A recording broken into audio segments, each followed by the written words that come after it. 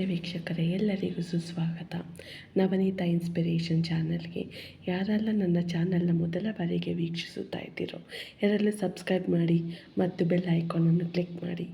ಬನ್ನಿ ಇವತ್ತಿನ ವಿಡಿಯೋದ ಮಾಹಿತಿಯನ್ನು ತಿಳಿಯೋಣ. ಇವತ್ತಿನ ವಿಡಿಯೋದ ಮಾಹಿತಿ ಯಾವುದೆಂದರೆ ಕೃತಿಕಾ ನಕ್ಷತ್ರ. ಕೃತಿಕಾ ನಕ್ಷತ್ರದವರ ಬಗ್ಗೆ ನಿಮಗೆಷ್ಟು ಗೊತ್ತಿದೆ ಮತ್ತು ತಪ್ಪದೆ ತಿಳಿದುಕೊಳ್ಳಿ. ನಕ್ಷತ್ರ ಪುಂಜಗಳಲ್ಲಿ ಕೃತಿಕಾ ನಕ್ಷತ್ರವು 17ನೇ ನಕ್ಷತ್ರವಾಗಿದ್ದು, ಈ ನಕ್ಷತ್ರದವರ ಸ್ವಭಾವ ಹೇಗಿರುತ್ತದೆ, ಇತರ ನಕ್ಷತ್ರಗಳಿಗಿಂತ ಕೃತಿಕಾ ನಕ್ಷತ್ರ ಎಷ್ಟು ವಿಭಿನ್ನ ಎಂದು ಈ ವಿಡಿಯೋದಲ್ಲಿ ಸಂಪೂರ್ಣವಾಗಿ ತಿಳಿಸುತ್ತೇನೆ. ಜ್ಯೋತಿಷ್ಯ ಶಾಸ್ತ್ರದ ಪ್ರಕಾರ ಖಗೋಳದಲ್ಲಿ 27 ನಕ್ಷತ್ರ ಪುಂಜಗಳನ್ನು ಗುರುತಿಸಲಾಗಿದೆ.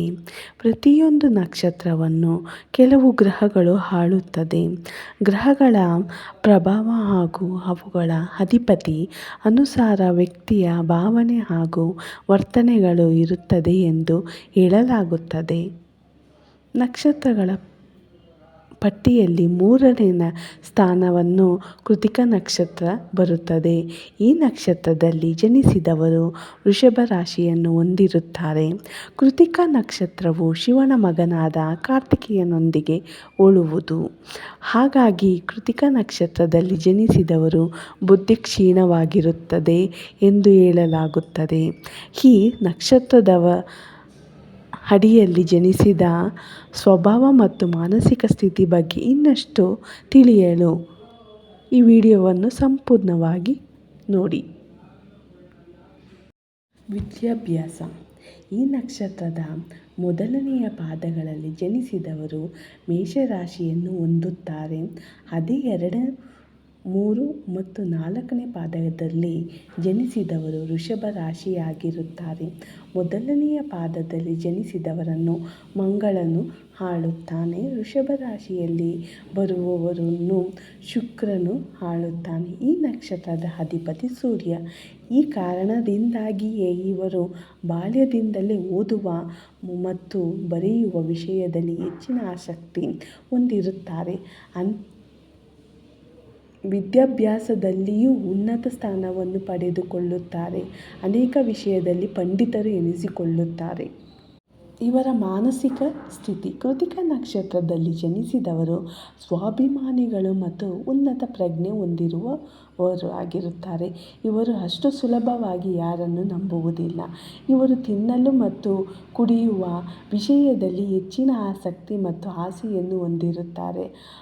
ಹಾಡುಗಾರಿಕೆ, ನೃತ್ಯ, ಸಿನಿಮಾ ಸೇರಿದಂತೆ ಇನ್ನಿತರ ಸೃಜನಶೀಲ ಕೃತಿಗಳ ಕಡೆಗೆ ಹೆಚ್ಚಿನ ಆಸಕ್ತಿಯನ್ನು ಹೊಂದಿರುತ್ತಾರೆ.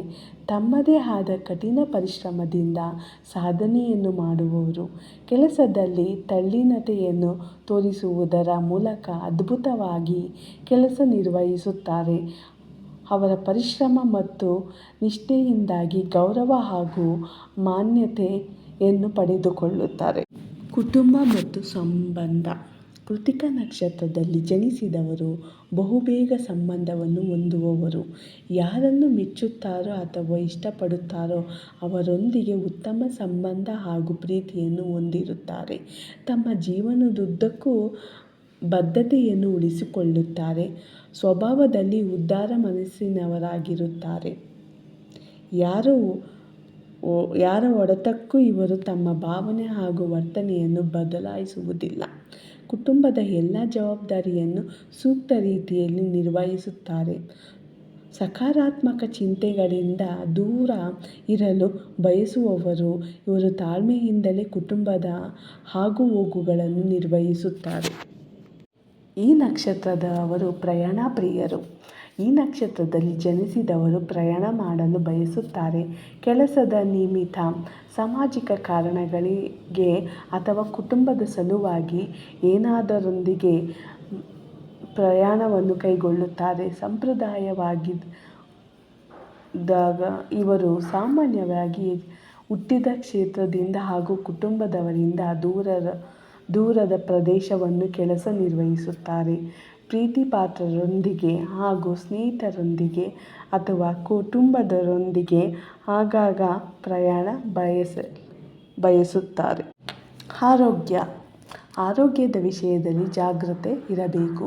ಜ್ಯೋತಿಷ್ಯ ಶಾಸ್ತ್ರದ ಪ್ರಕಾರ ಈ ನಕ್ಷತ್ರದಲ್ಲಿ ಜನಿಸಿದವರು ಸಾಮಾನ್ಯವಾಗಿ ಸಂಪ್ರದಾಯ ಹಾಗೂ ಸಂಸ್ಕೃತಿಗೆ ಹೆಚ್ಚು ಆದ್ಯತೆ ನೀಡುತ್ತಾರೆ. ಅವರು ಆರೋಗ್ಯದ ವಿಷಯ ಬಂದಾಗ ಹೆಚ್ಚಿನ ಕಾಳಜಿ ತೋರಬೇಕಾಗುತ್ತದೆ. ಆರೋಗ್ಯದ ಬಗ್ಗೆ ಹೆಚ್ಚು ಜಾಗೃತರಾಗಿ ಇರಬೇಕು. ಸಣ್ಣ ಆರೋಗ್ಯ ಸಮಸ್ಯೆಯೂ ಸಹ ಉಲ್ಲೋಕಿಸಬಾರದು. ಯಾವುದೇ ಸಣ್ಣ ಆರೋಗ್ಯ ಸಮಸ್ಯೆ ಬಂದರೂ ಸಹ ಅದನ್ನು ವೈದ್ಯರಿಗೆ ತೋರಿಸಿ ಪರೀಕ್ಷಿಸಿಕೊಳ್ಳಬೇಕು. ಇಲ್ಲವಾದರೆ ಸಮಸ್ಯೆ ಉಂಟಾಗುತ್ತದೆ. ಆಹಾರದ ಬಗ್ಗೆ ಆದಷ್ಟು ಕಾಳಜಿ ವಹಿಸಿಕೊಳ್ಳಿ. ಇನ್ನಷ್ಟು ಮಾಹಿತಿಯೊಂದಿಗೆ ಮುಂದಿನ ವಿಡಿಯೋದಲ್ಲಿ ಭೇಟಿ ಮಾಡೋಣ. Like, share, comment and subscribe ಮಾಡಿ. ಧನ್ಯವಾದಗಳು ನನ್ನ ಪ್ರಿಯ ವೀಕ್ಷಕರಿಗೆ.